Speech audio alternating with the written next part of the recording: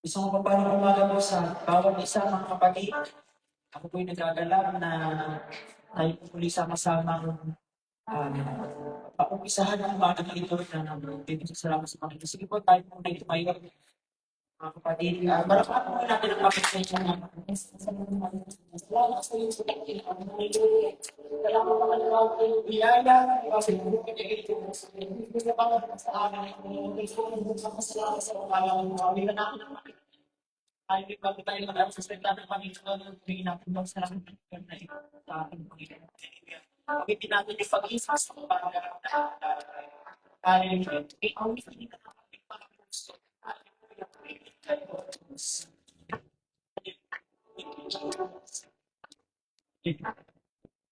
So, sa umaga.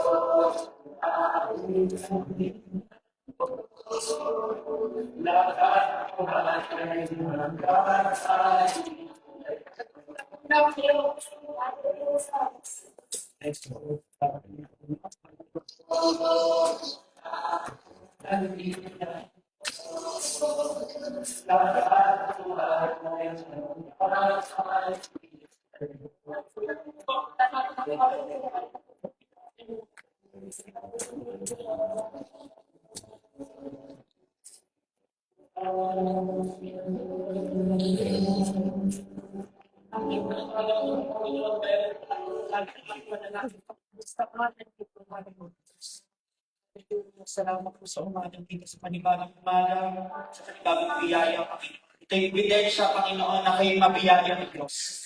Hallelujah. Ito'y ebidensya na kayo talagang pinagpapala kami, Panginoon. Kahit ito lang kami, O Diyos. Hallelujah. Kami pakasalanan, kami mahina, Panginoon.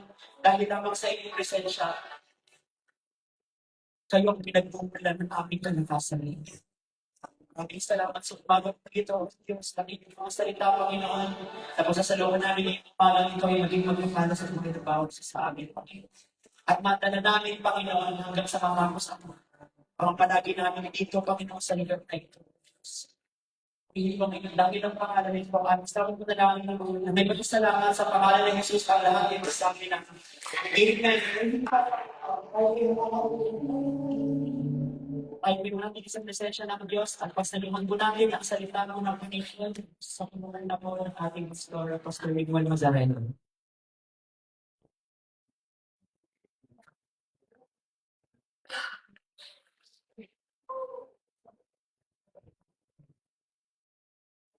Purihin po ang Panginoon. Minsan pa nga po, purihin po ang Panginoon. Gandang umaga po sa bawat isa. Nakabahan ako. Kung yung nasa bihan na atasan ang mag-share, yung umaga po. 11:30 na nung sinabi sa akin kagabi, natutulog na ako nagkabasa. Sabi ko, tutulog na ako, bukas na lang. Pag-isip ko naman, 5:10 na. Pag-aaralan natin kayong umaga. Pero ako'y naniniwala na meron mensahe ang Panginoon. Ito, Isaiah 59 verse 1 and 2. Salamat po sa biyaya ng Panginoon. Ako'y patuloy po na nagpapasalamat para sa lahat ng likod ng Panginoon na ginagamit sa gawain po na ito, sa kitchen, sa mga tumutugtog, lalo na po sa mga tambourine dancers. I'm so blessed doon po sa inyo po mga special number. Habang pinapanood namin yung mga tambourine dancer kahapon, nagpupuspos ako. Umiiyak kami kahapon. Ang asawa ko, ako, si Pastor Angelina, si Shalay, hindi kami tumitigil sa kakaiyak. Nakita ng Panginoon yung puyat ka na, pagod ka pa. Tapos sabi ni Pastor Jomar, isa pa. Nakita ng Panginoon yun. Kaya, pagpalain po kayo ng Panginoon. Tayo yung mag-aaral ng salita ng Diyos sa Isaiah 59 verse 1 and 2. Makinig kayo ang Panginoon na hindi mahina para hindi makapagligtas, hindi rin siya bingi para hindi makarinig kapag tumatawag kayo sa Kanya. Basahin po natin verse 2.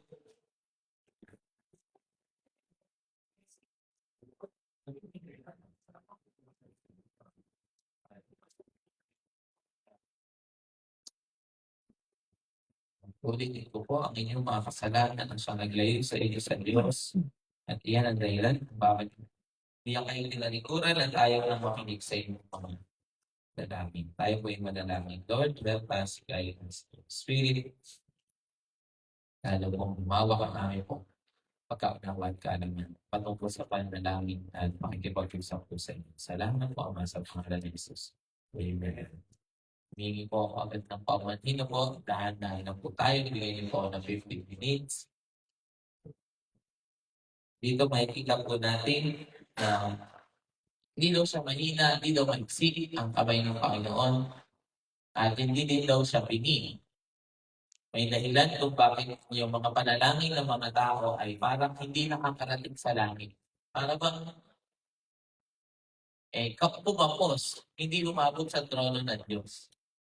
At primary reason kung bakit hindi daw naririnig o hindi nakakarating yung iyong sulat sa Panginoon ay kasalanan. Sabihin niya natin po, gap. May gap. May malawak na gap sa pagitan ng Diyos at ng tao. Gawa nung nagkasala ang tao, kasala sa ibang danan, nahiwalay tayo sa Diyos. Ngayon, ang relihiyon ay binibigyan tayo ng ang mga religion sa mundo na ito, kagaya ng Buddhist, o mga Hindus, at kahit mga Katoliko, kahit pa magiging Christian, nagiging religyoso din minsan, ay kulang para maabot muli natin ang Panginoon. Nandiyan pa po ba kayo? Nag-isip po ba tayo? Kulang yung ating mabubuting gawa, kulang yung ating mga pagsisikap para tawirin natin yung gap po na yon, yung bangin na yon na nag-iwalay sa Diyos. Kaya ang ginawa ng Panginoon, ang Diyos ang bumaba sa atin para kumonekta muli sa mga tao. Naintindihan ko ba natin? Puri ng Panginoon, amen. No? Religion is man's effort in reaching God, but the gospel of Jesus Christ teaches that God's effort reaching man. Tanungin niyo ako inyong katabi, ano mas gusto mo? Parang mas mahirap nating abutin ng Diyos. Parang mas mahirap nating abutin ng Diyos. Kaya ang ginawa ng Panginoon, siya umabot sa atin.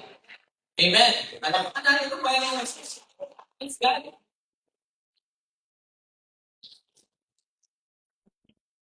Dumating ang Panginoon Jesus para ayusin ulit yung connection kasi naputulan na tayo ng linya. Naputulan na tayo ng linya, di tayo makabayad. Kaya bumalik ang Panginoon, dumating di bumalik mo. Dumating ang Panginoon Jesus para ayusin ulit yung connection so that we could relate again sa Panginoon. Makakausap na ulit natin ang Diyos. Magkakaroon na tayo ulit ng boldness. Ang ginawa ng Panginoong Jesus, kinuha niya yung kaparusahan na nararapat po para sa atin upang yung guilt, yung shame, yung punishment ng ating mga kasalanan ay mawala. Ito yung tinuturo ko po dun sa iyo kahapon. At sa pamagitan po ng paglilinis sa pamagitan ng dugo ng Panginoon Jesus, malaya na tayong nakakalapit sa Panginoon. Amen. Mahirap talaga humingi ng 20 kay mama pagka di ka pa nakahugas. Mahirap talaga dumulog sa iyong magulang kapag ka may atraso pa. At kahit nga dun sa mga pinagkakautangan pagka may utang pa pa. Amen. Mahirap mangutang ulit pagka may atraso pa. Kaya ginawa ng Panginoong Jesus, niresolbahan niya yung kaso natin sa Diyos. Kaya nakakalapit na tayo sa Panginoong Jesus. Iginawad sa atin yung kanyang katuwiran. Romans chapter 5 verse 9.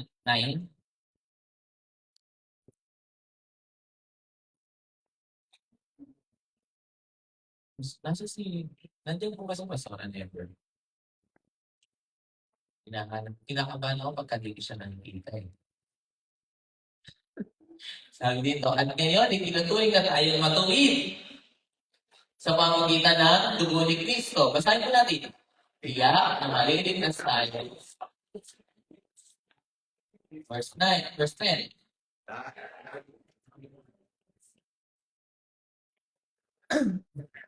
Dati, awit tayo ng Diyos, pero ngayon tinatanggap na niya tayo, mga kaibigan, sa pamamagitan ng pagkamatay ng kanyang anak.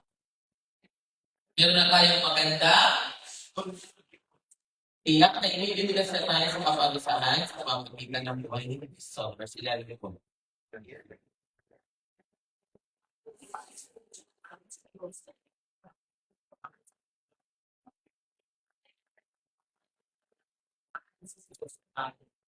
Amen!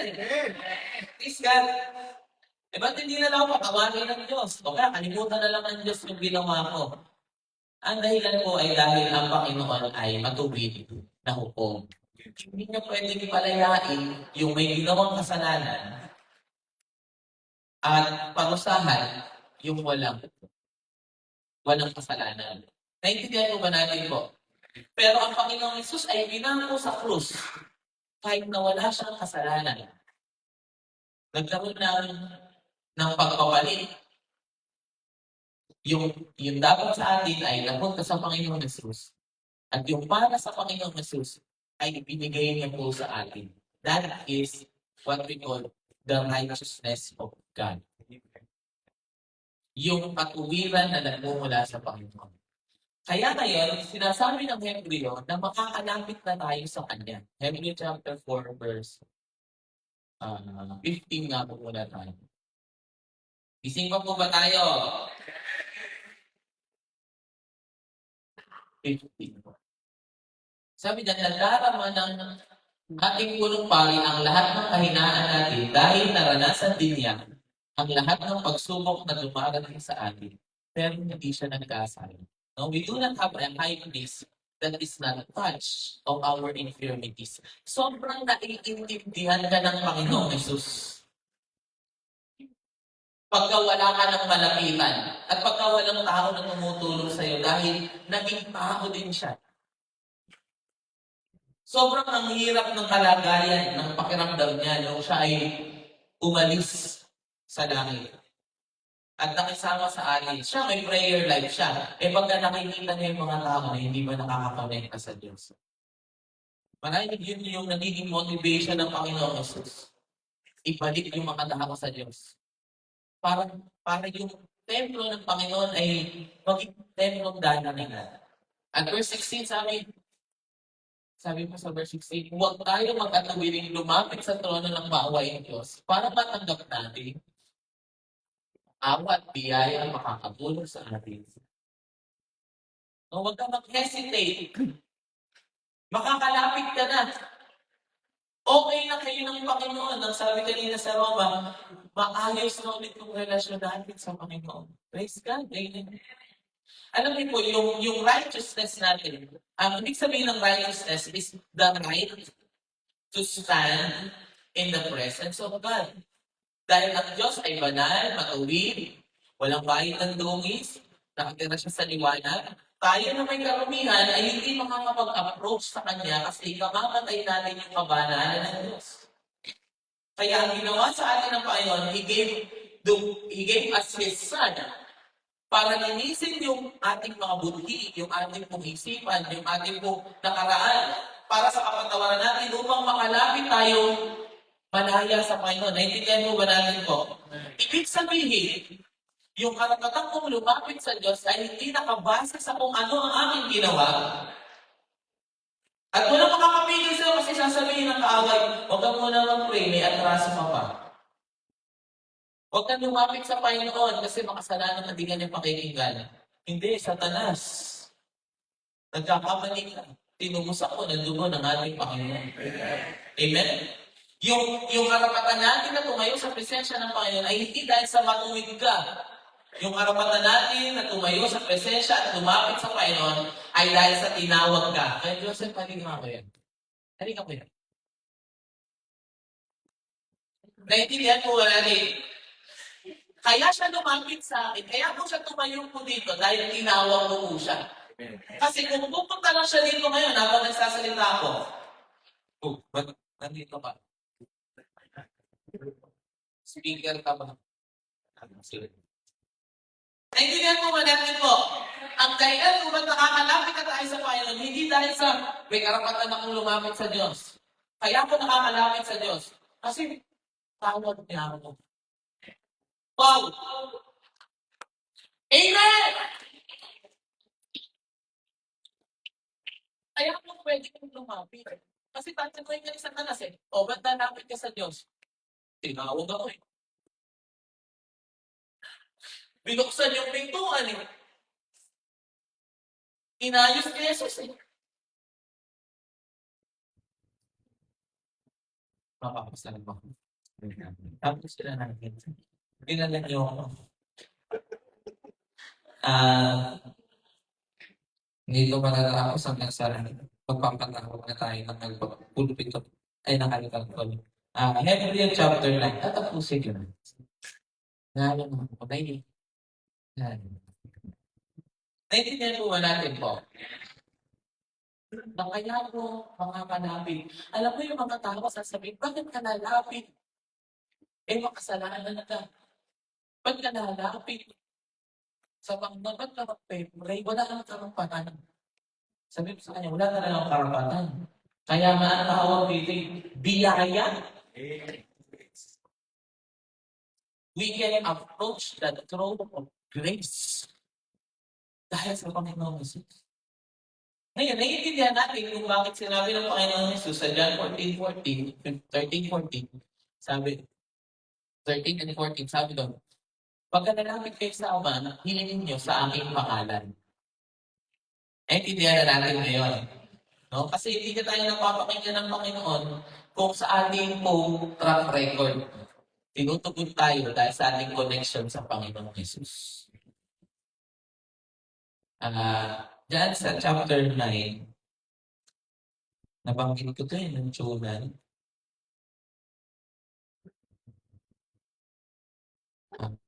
Papakinggan na lang natin ito. Verse 20. Tapos na po.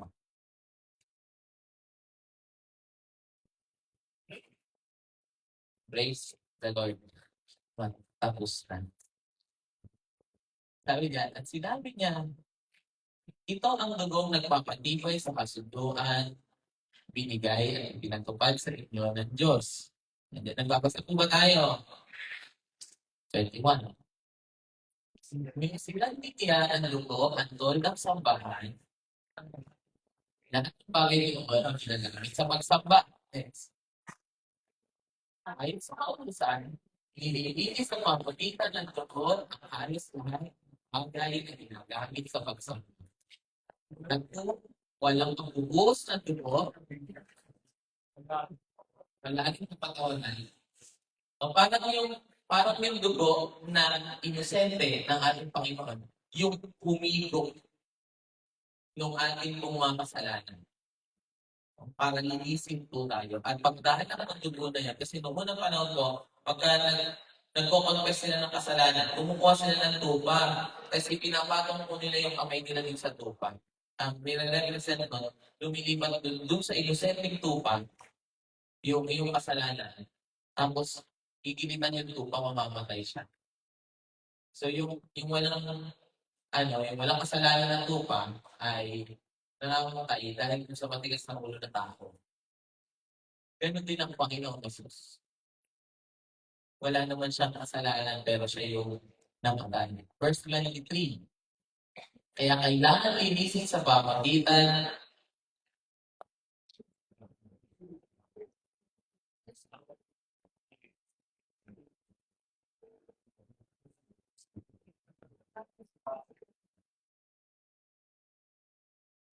balik po tayo. Verse 11. Nataras po tayo. Sabi yan, ngunit dumating na si Kristo na punong pahagi ng bagong pamamaraan. Higit na mabuti kaysa dati.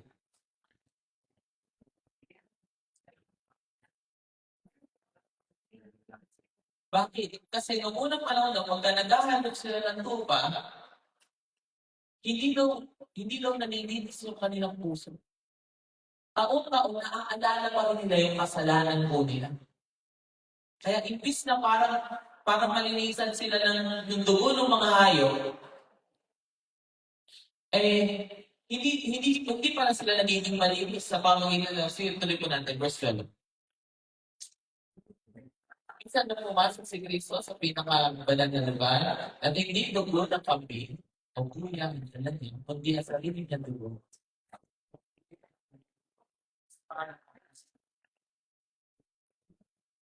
So parang yung kasalanan ng mga tao nun po, hindi talaga nalilinis, natatakpan lang ang dugo nung mga hayop. Kailangan ko ba sabihin? Meron akong biro dyan eh. Yung tae daw, pagka tinabunan mo, tae parang yan.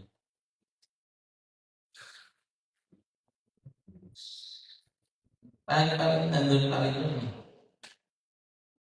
Pero pagka inalis mo yung takip at nilinis mo, ayun, wala na yun. Wala na yun. Kung bakit, wala na yun.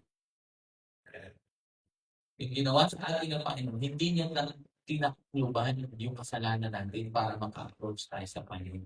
Inalis na yun yung pag-uwi. O, verse 30.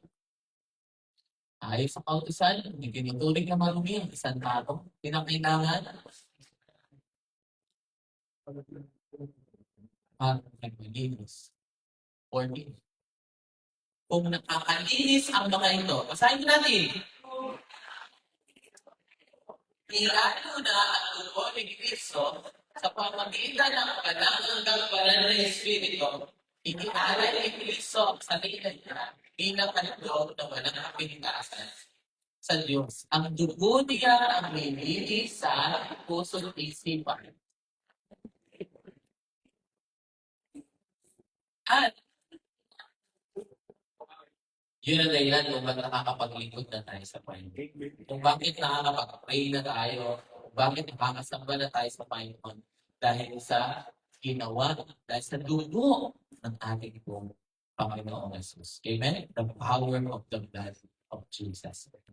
Bago ko makalimutan, pansinin na natin ang Holy Spirit. Sabi niya, sa pamamagitan ng walang hanggang banal na Spirit.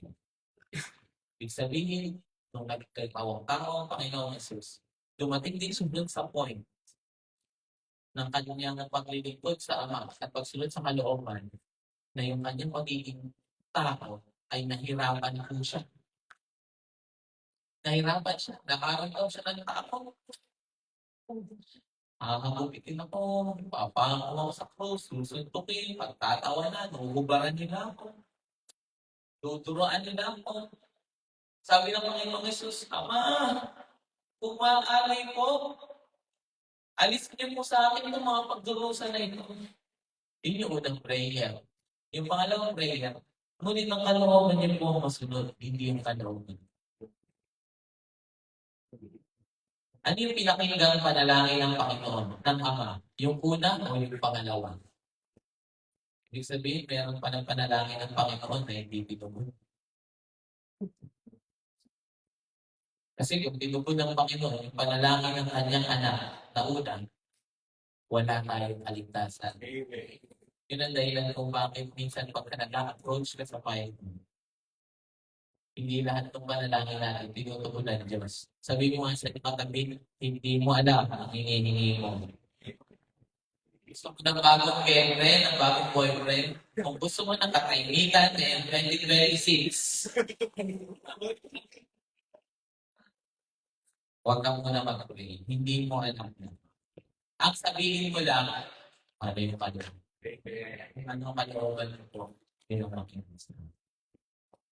At pagkatapos sabihin niyo ng ating Panginoong Jesus, sa pamagitan ng walang hanggang banal na Espiritu, dahil isinorender ng Panginoong Jesus yung kanyang kalooban through that prayer, dumating yung Holy Spirit.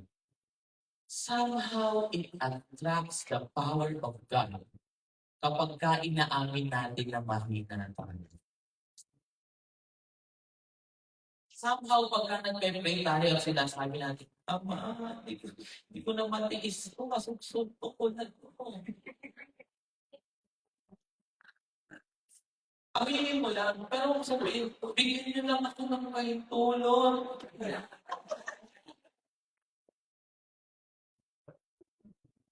Papako ko talaga sa krus yun. Hindi, dapat ang dulo ng iyong pagiging tao, Lord. Hirapan ako magbigay ng panahon, ng oras, ng pera, ng lakas. Tulungan niyo po. Aminin mo sa Panginoon sa yung iyong pagiging tao. Pero ipakita mo sa kanya yung pagnanasa ng sumunod. Awit tayo sa Panginoon. Tayo paglaan tayo tumayo. Sabi mo sa awit ko. Turuan niyo ako gawin ang iyong kalooban. Salamat sa Panginoong Jesus. Amen. Inyo ang dalangin ko. Ito yung pag kayo nasama sa bakit sa Diyos. Ano ito po yan?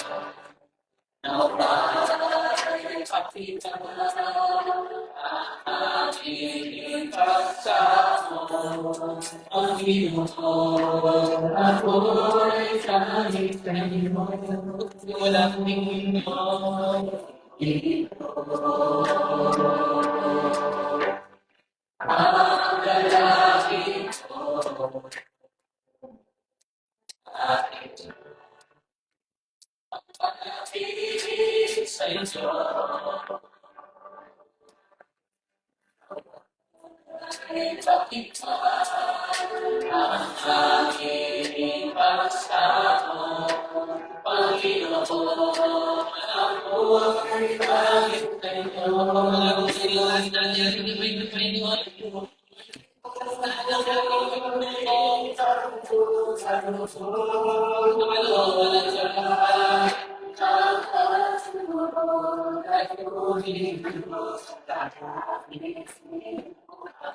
That's how you don't play your all the way.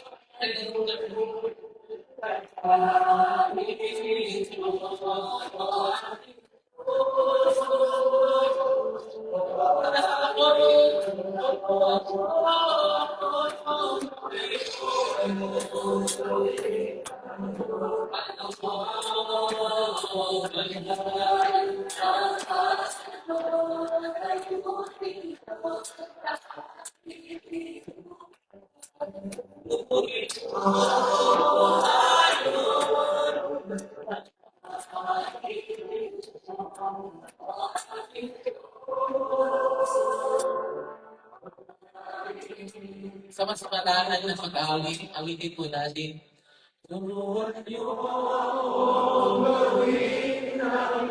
Gawin natin panalangin ngayon. At kaya na nga ng Panginoon.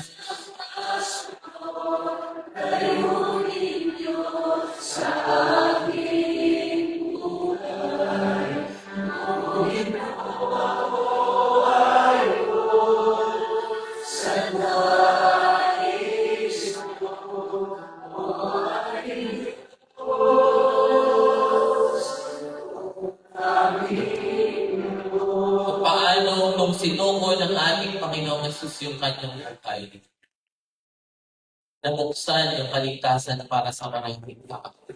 Naniniwala ko sa taon na ito kung palagi nating isusuko sa Panginoon ang ating kalooban, yung ating mga desires. Naniniwala ko may mga taong makakakilala sa Panginoon sa pamamagitan ng buhay mo. Gagamitin ka ng Panginoon. Gagamitin ka ng Panginoon. Hindi tayo naliligtas. Pero pagka nakakakita ang Panginoon ng mga tao na suko sa Kanya sa pamamagitan ng panalangin, ng pag-amin sa panalangin, ginagamit niya ito. Yan ang ating panalangin sa panahon na ito. Sa umaga na ito, Lord, Ama, lumalangit po kami. At tulad ng aming Panginoong Jesus, sa laki ng biyaya na ipinagkaloob sa amin. Noong panahon na walang paraan ng mga tao upang maligtas, ipinakita ninyo ang pag-ibig ninyo sa amin sa pamamagitan nito. Kahit noong tayo'y makasalanan pa, namatay si Kristo para sa atin. Mga kapatid, ang pananalangin ay hindi palaging paghingi sa Panginoon. Ang pananalangin ay pagbibigay sa Panginoon.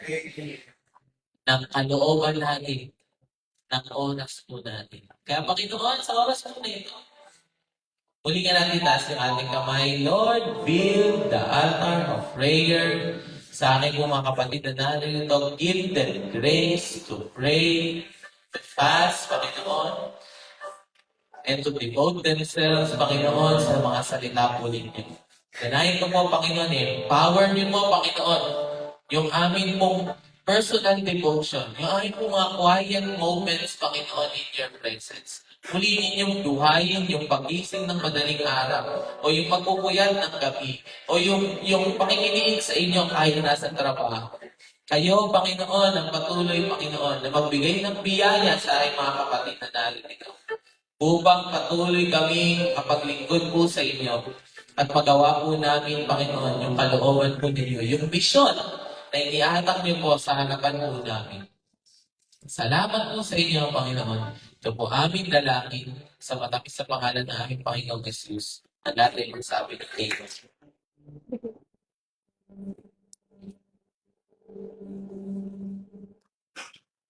Ako po tayo.